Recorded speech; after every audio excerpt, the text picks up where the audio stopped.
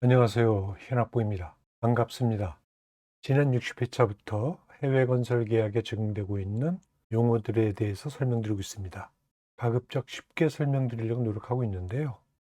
혹시 알지 못하겠다 또는 제가 말씀드리는 내용 이외에 알고 싶은 내용들이 있으면 댓글을 통해서 알려주시기 바랍니다.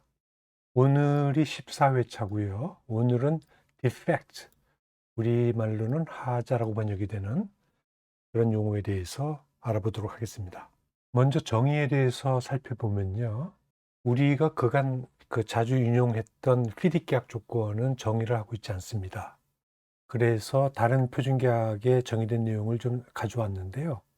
NEC라고 하는 계약 조건에 정의된 내용입니다. 해외 건설 계약에 적용되고 있는 표준계약 조건들은 몇 가지가 있습니다.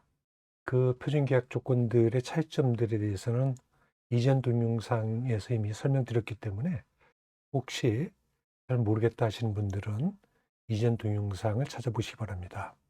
NEC는 어떻게 디펙트를 정의하고 있냐면 Work Information, NEC는 이제 Work Information이라고 쓰고 있는데 필립계약 조건에는 Specification, 시방서 또는 EPC나 Design Build Turnkey 이런 경우에는 Employee Requirement, 이러한 문서와 같은 문서다라고 생각하시면 되겠습니다. 그래서 어쨌든 간에 계약에 요구하고 있는 것과 맞지 아니하는 그러한 작업 부분을 우리는 디펙트라고 정의하겠다, 이렇게 하고 있습니다. 작업에 대한 거고요.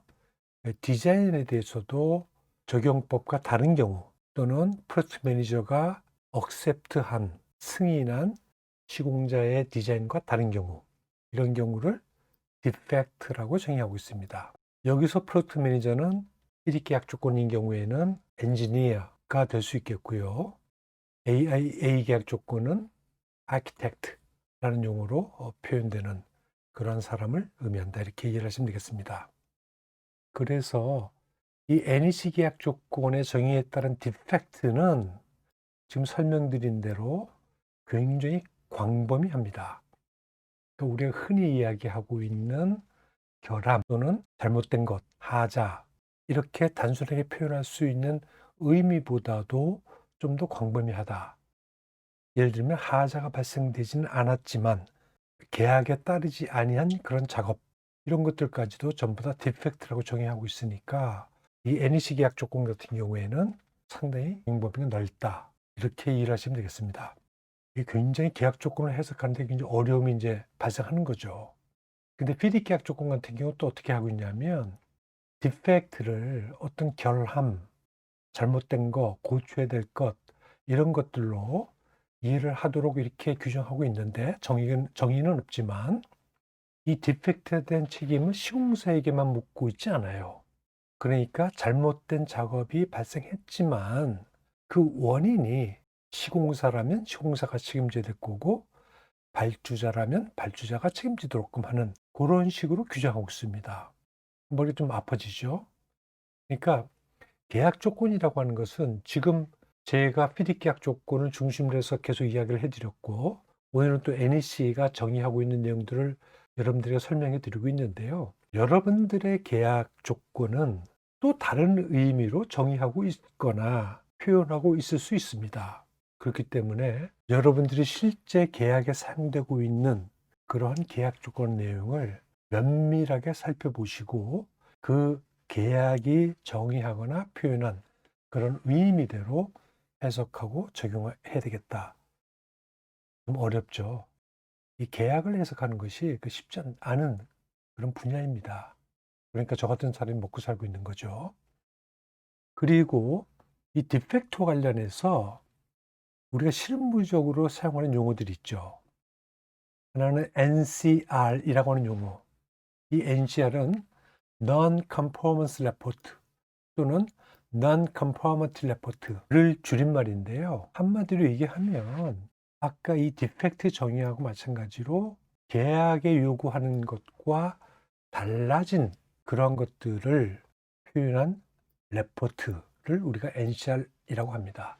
주로 잘못된 작업, 하자, 결함들을 기록하는 그러한 보고서, 이렇게 이해를 하시면 되겠습니다. 이 NCR은 공사를 진행하면서 작성이 되고 보고가 되고 그리고 그 내용에 따라서 그 결함이 하자가 추이가 되도록끔 하는 그러한 역할을 하는 문서다 이렇게 이해하시면 되겠습니다.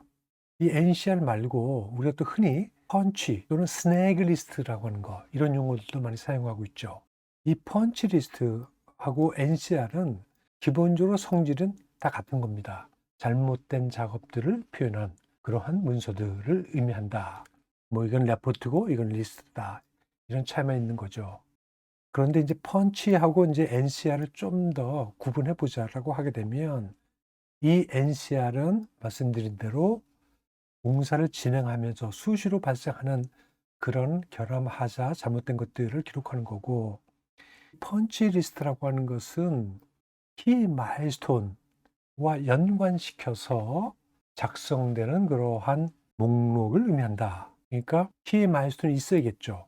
예를 들면 공사를 준공하기 위해서는 이러한 잘못된 작업들은 반드시 교정이 돼야 된다. 이러한 어떤 그런 리스트가 있을 수 있겠죠.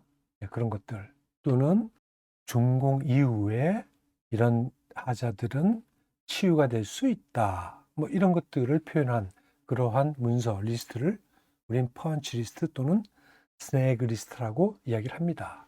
그러니까 크게 구분하자면 NCR은 공사 중에 수시로 작성되는 그런 문서를 의미하고 펀치 리스트는 어떤 키 마일스톤과 연관시켜서 작성되는 그런 문서를 의미한다. 그런 식으로 이해를 하시면 되겠습니다. 이것을 전체 공사 기간을 보여주는 차트와 연관시켜서 설명을 해보면요. 디펙트를 가지고 이야기를 하는 건데 NCR이라고 하는 것은 공사 기간 중에 수시로 작성되는 그러한 하자와 관련된 결함과 관련된 잘못된 작업과 관련된 그러한 레포트를 의미한다.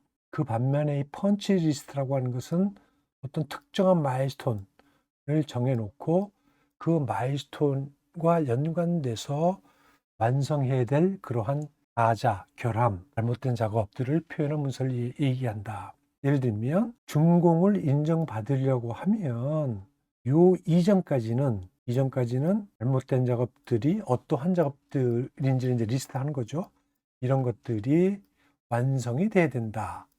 치유 기간을 이렇게 둘 수 있는 거죠. 그러면 그런 경우에는 펀치 리스트가 요 준공 기한 이전에 작성돼서 시공자에게 통지가 돼야 될 겁니다. 또는 시공자와 합의를 해야 되겠죠. 이제 그러한 행위가 있어야 되겠다. 뭐 이것이 테스트 온 컴플리션 준공 시험 시작하기 전이라든지 아니면 지난 동영상 말씀드린 메케니컬 컴플리션 그것도 하나의 마일스톤이 될 수 있겠고요. 그리고 뭐 커미셔닝 이것도 하나의 마일스톤이 될 수 있겠고 그 다음에 이제 지금 말씀드린 컴플리션 이것도 하나의 마일스톤이 될 수 있겠고 테이킹 오버 이것도 하나의 마일스톤이 될 수 있을 겁니다. 그러니까 어떠한 마일스톤과 연계를 할 것인지는 이거는 발주처가 정하거나 또는 발주처와 시공자가 서로 협의해서 정하면 되겠죠. 그러니까 이제 그러한 성질을 갖는다 이렇게 이해를 하시면 되겠습니다. 그리고 계약에 따라서는 펀치 A, 펀치 B, 펀치 C 이렇게 구분하고 있는 경우들도 있는데요. 뭐 그렇게 구분할 수도 있고 안 할 수도 있습니다. 근데 이제 그렇게 구분하는 경우는 중요도를 달리하겠다는 거죠. 그러니까 데이트 컴플리션을 인정받으려 그러면 이 펀치 A는 컴플리션 이전에 무조건 완성돼야 돼. 이제 이렇게 할 수 있고요. 그다음에 펀치 B는 조건을 달아서 이 컴플리션 이후 언제까지 완료가 되어야 돼. 그다음에 C는 조건 없이 언제까지 완료가 되어야 돼. 뭐 이런 식으로 표현할 수 있다. 그러니까 이거는 펀치의 수준, 중요도에 따라서 등급을 매겨놓은 거다. 이 등급을 어떻게 매기는가는 여러분들의 계약에 따라서 다 달리 정의하거나 또는 규정할 수 있다. 이렇게 이해를 하시면 되겠습니다. 네, 오늘 여기까지 하겠습니다. 감사합니다.